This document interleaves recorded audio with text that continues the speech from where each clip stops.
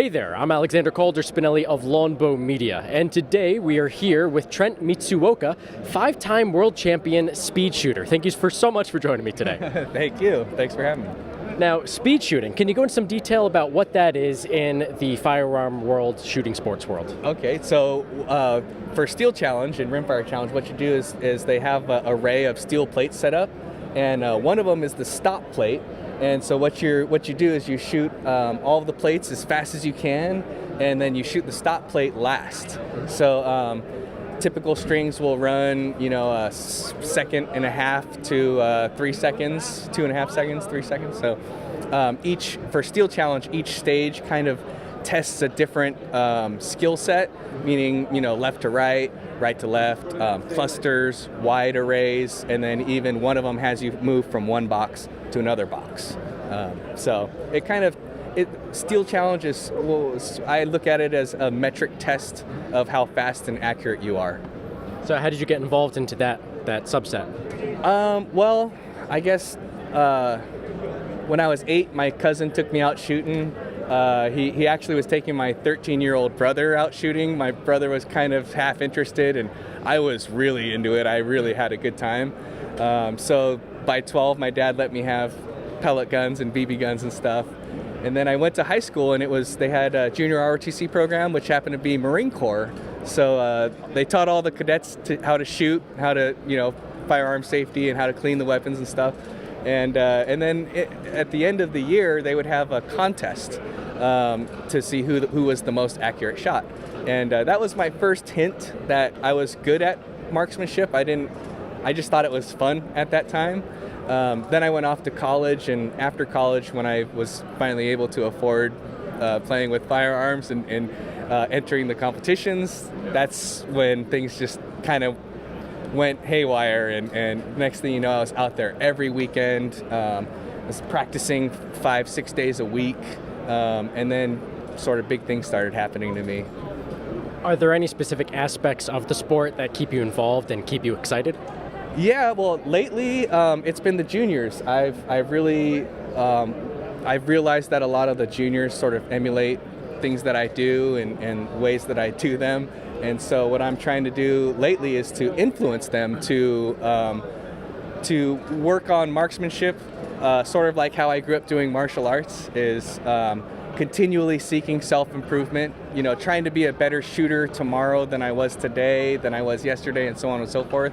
And then taking that and applying it on and off the range. So like in school, I'm trying, you try to do better at school tomorrow than you did today, and so on and so forth. That the lessons that you're learning on the range are applicable to life, and that becoming a better marksman is the same thing as becoming better at life in general. Mm-hmm. You see, I mean, as a marksman yourself, I mean, isn't it something that you end up doing by default? But for the kids, in the juniors, I want to sort of hammer that in and say, hey, realize what we're doing here, the larger picture, Is there a simple way you explain it to the kids to say, the better you are in certain aspects of your life and the more you focus and perfect things, affects marksmanship and vice versa? Well, yeah. Well, what I've been doing is I've been posing them with a challenge, like Steel Challenge, mm-hmm. And you say, hey, let's look at this and try to do this, and then they try and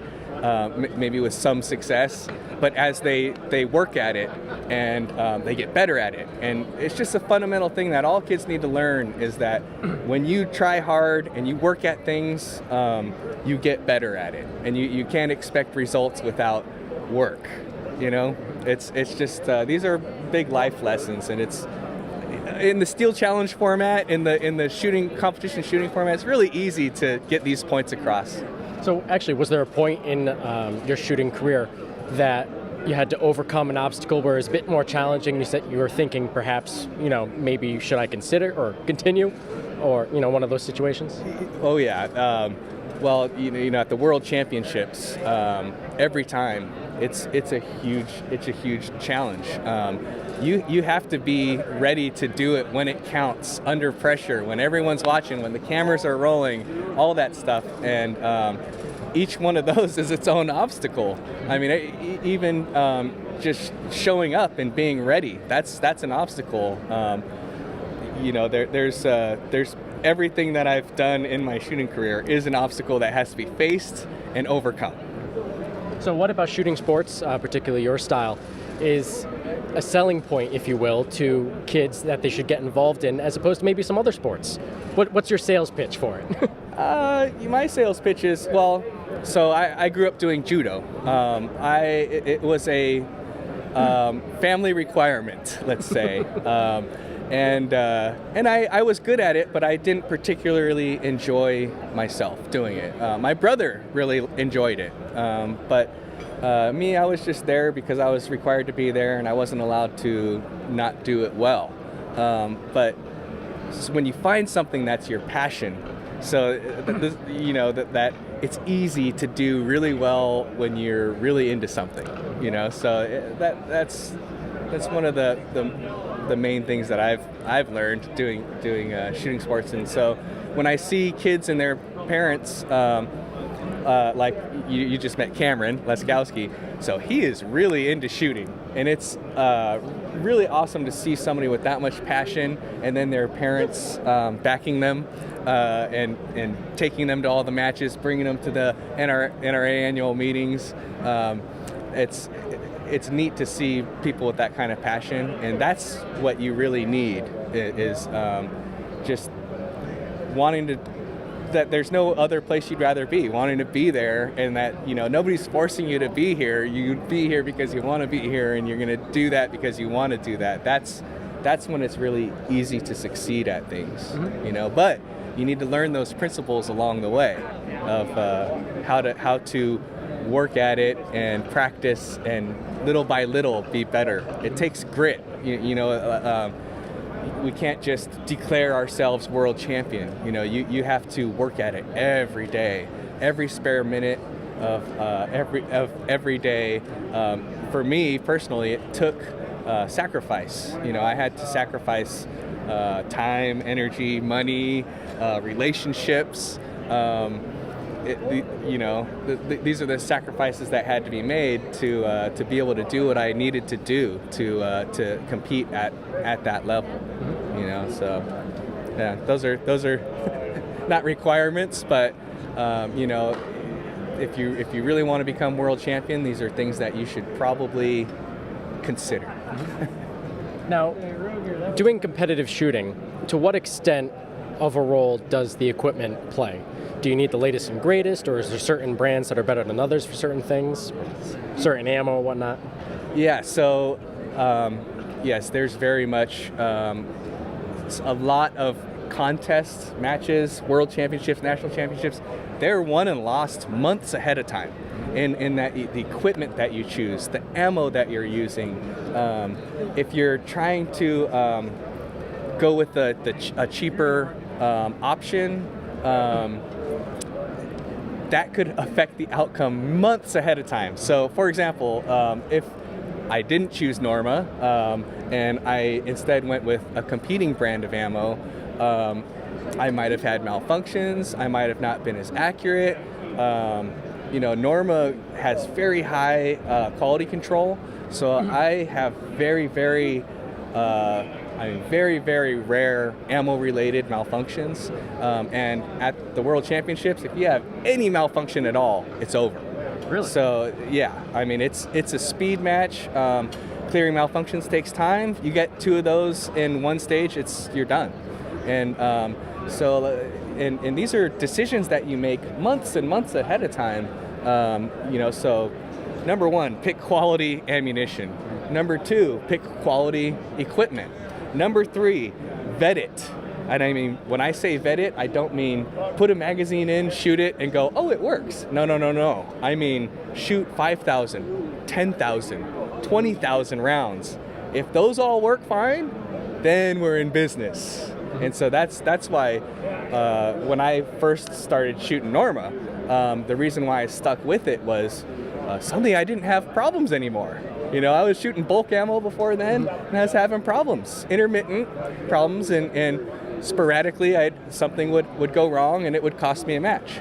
Well, Norma, back you know, back then it was very expensive. Now they've dropped the price. It's a lot less expensive, but it's not the cheapest thing on the market. But you get what you pay for. And if you absolutely require quality ammunition, gotta choose Norma. For me, I wouldn't trust anything else. I have not trusted anything else. All 5 of my world titles are won with Norma ammo.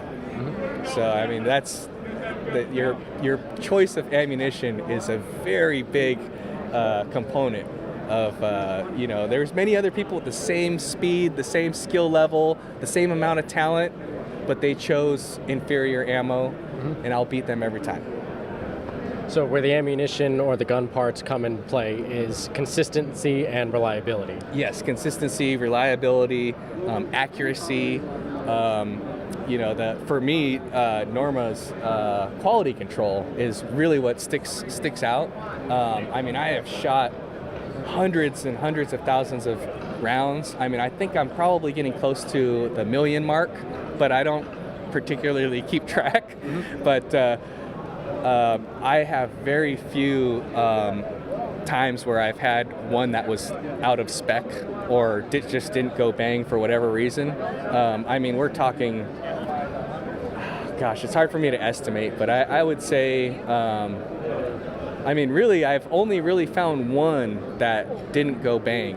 And this is over hundreds of thousands of rounds. So, I mean, you can't say that for a lot of other brands. I mean, I've shot them all.